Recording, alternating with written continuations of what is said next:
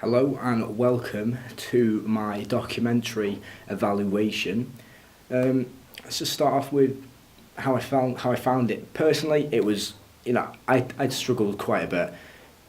The main struggle for me was the editing part. It was getting everything out there, learning exactly how Premiere Pro works.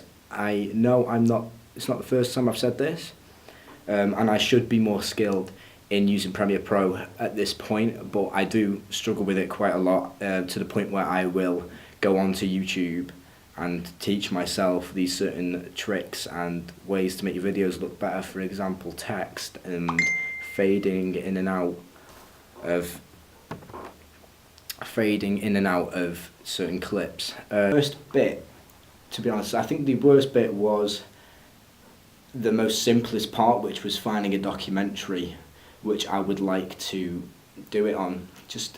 There was loads of options that I could have gone with, but the best way for you to succeed is to go with something that you already know or you're passionate in learning. And personally, I was passionate in learning about the Bermuda Triangle, plus I already had some facts behind me that I already knew about it.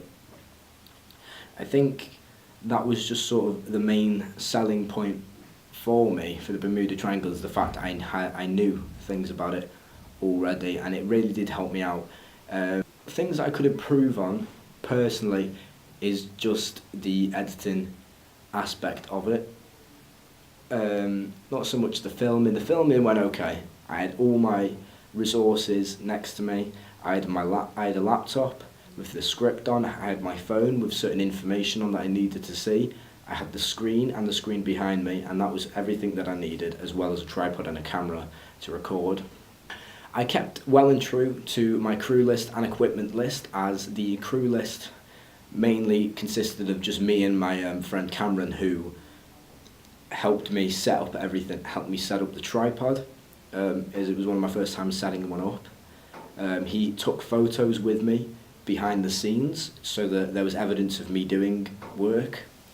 He also helped me in certain other aspects, such as teaching me the type of people to go up and do a vox pop to, where the best place to get a vox pop is, the best time, angles and lighting for interviews. I did do a vlog on interview techniques, and that did help me a lot, and I know this because I didn't know, for example, that you needed certain lighting in an interview to make it, and I didn't realise how much of an impact it made.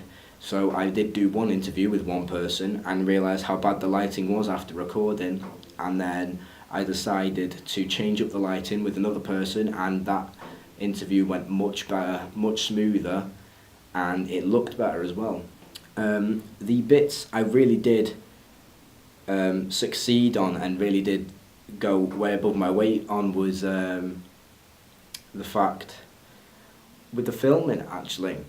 I had everything prepared, and I knew my deadline, and I managed to get everything for that deadline. I knew that that last day I needed my documentary, my filming, I needed everything perfect, my script and everything on top of each other, all vlogs to be done, and it all fit into place perfectly. It took a little bit of time, but we got there. Which I'm proud of personally has to be the amount of time that it took me to get the vlogs out, and the fact that they came to a good, decent standard. I didn't do really much editing at all on any of the vlogs that I filmed, but I do know that they weren't exactly terrible. They weren't as bad as they could have been, and I'm proud of this because I am quite a socially shy person in certain situations, and to sit in front of a camera is much easier rather than speaking to someone. But I'm glad that I could sit in front of a camera, I could speak directly to it,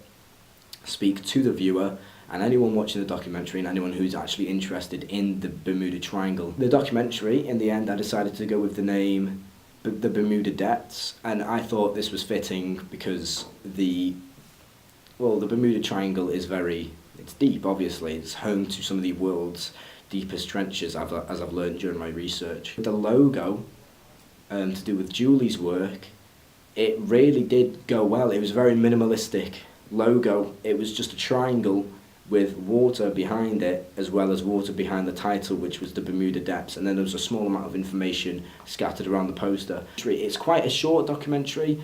I did have a lot of footage. I had around about, give or take, 15 minutes worth of footage, and I needed to make a clip worth 4 minutes with that, or be in the 10% margin. I do not believe that I made it to 4 minutes. I'm pretty sure that I made it to around about 4 minutes 30, and I'm still proud of it. Managed to squeeze everything in with all the information that I did. I had a lot of stutters during the filming.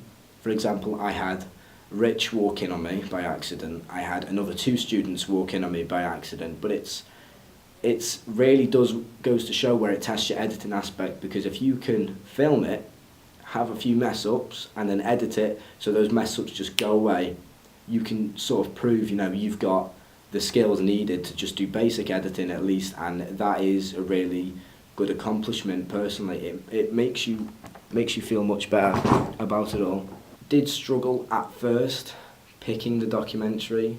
I watched countless hours of documentaries to do with Alcatraz Island, the Jack the Ripper.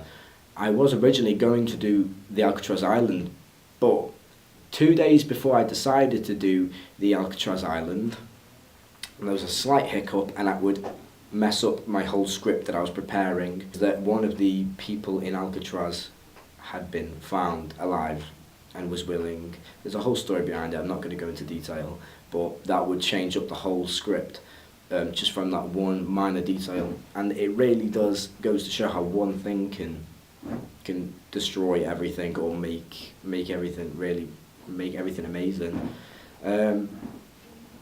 I was filming with the Canon 650D, as it is the best camera that I know of that is in this college that I'm able to use to my disposal. All my scripts and everything else were put onto a Google document. I was going to try and put them all onto paper, as I thought this would be easier, but I managed to save myself maybe 20 minutes worth of time, which was perfect for me, by simply finding a Google Chromebook, which I'd forgotten that we had to use, and just getting my script up on there, and it really did help.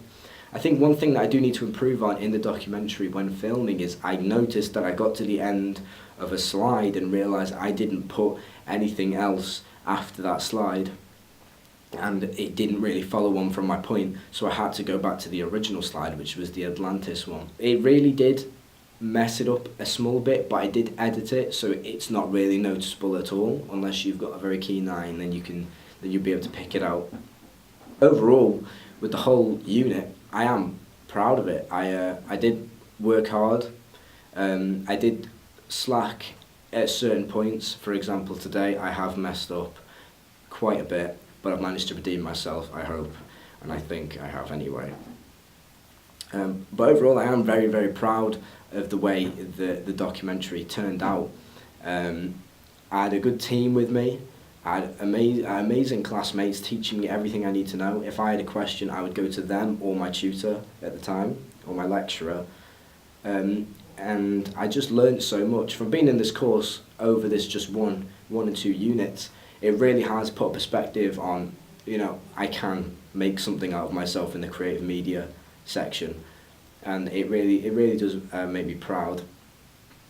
For example, I needed to export a video which was crucial to my pass in creative media, and I didn't know how to export it properly. I exported it twice the wrong way until Amy came along and helped me export it, and it really did help me. It saved me.